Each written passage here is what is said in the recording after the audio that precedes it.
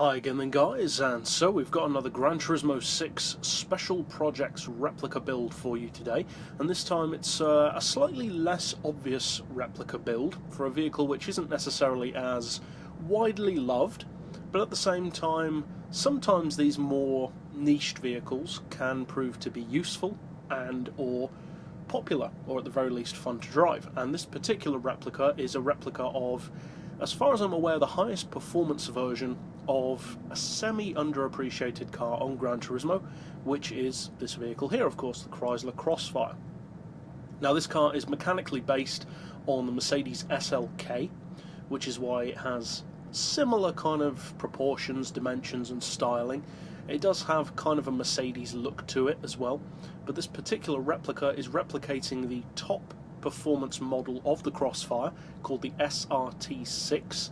It's a pretty powerful machine, you don't see them that often, and it's a fairly simple replica to achieve. It's mostly based on the colour and using the correct rear wing. Now the rear wing is a little bit bigger than it actually needs to be, but we cannot make it any smaller, unfortunately. So we'll go over, of course, to the visual tuning garage for the look of the car first of all, and then of course go over to the tuning garage for the setup, and finally take it out to the track to see how it performs.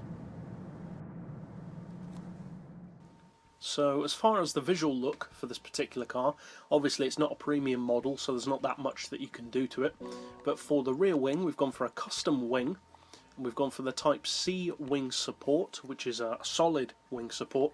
We've gone for the Type H wing itself, which is a relatively small wing, about as small as we can get, and we've gone for the Type L winglets, which kind of form into the shape of the car and don't stand out too much. And then for the dimensions we've gone for as low as possible on the height and as narrow as possible on the width. As far as the rims, we've gone for the standard size, and the particular rims that we've gone for are these Enkei SC03 rims, which are actually surprisingly similar to the actual rims on the Crossfire SRT-6. There are of course no additional meters because it's not a premium model. Now as far as the colours, this is a production based replica, so obviously you can technically go for whatever colour you want. I chose to go for the kind of blue which you often see on these Crossfires, especially the SRT-6s, and the particular colour is Nürburgring Blue Metallic, which I think looks actually really good on this car, and a couple of other American cars as well in particular.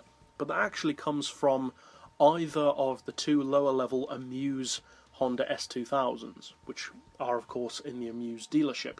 You don't have to go for that colour of course, I just personally think it looks pretty good in that colour. As far as the rims, you don't really need to change the colour of the rims because they're already silver, but if you do want to change them up to a different silver, which is a slightly darker one, I've gone for Thunder Silver, which comes from the Toyota 2000 GT.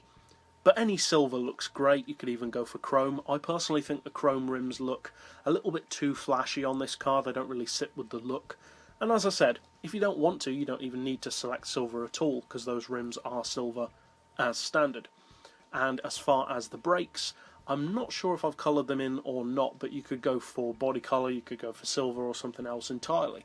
So that's it overall for the visual look of the car. As I said, relatively simple to achieve with a lot of personal variation possible. So now of course let's go over to the tuning garage for the mechanical setup. Now as far as the tune setup on this particular model, as I've said before on the channel, I like to make my replicas and tunes as PP relevant as possible.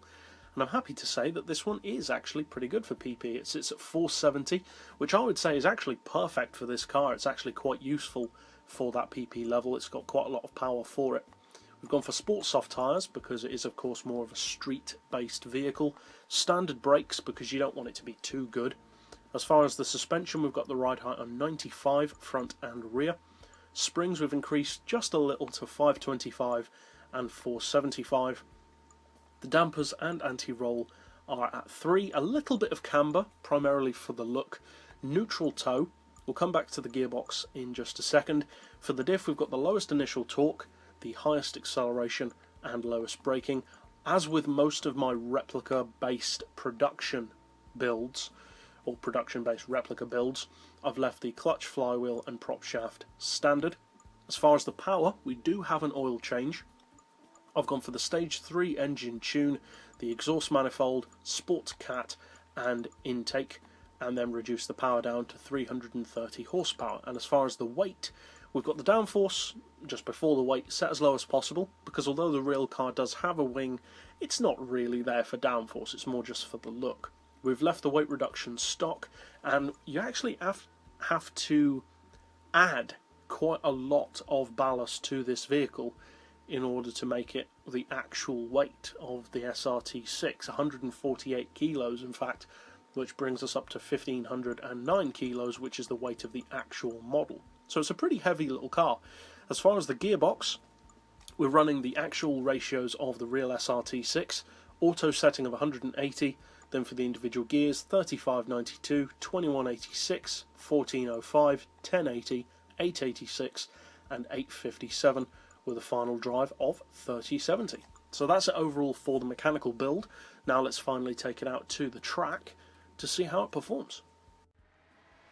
As far as how the car performs, it handles really well, and the only downside I would say is that the brakes are a little bit soft. In practice you may want to upgrade it to racing brakes, but apart from that it's a seriously fun car with excellent high-speed handling. So if you like this replica, you may want to subscribe to keep up with more when they do come out. But that's it overall, so I'll see you guys next time, and as always, thanks for watching.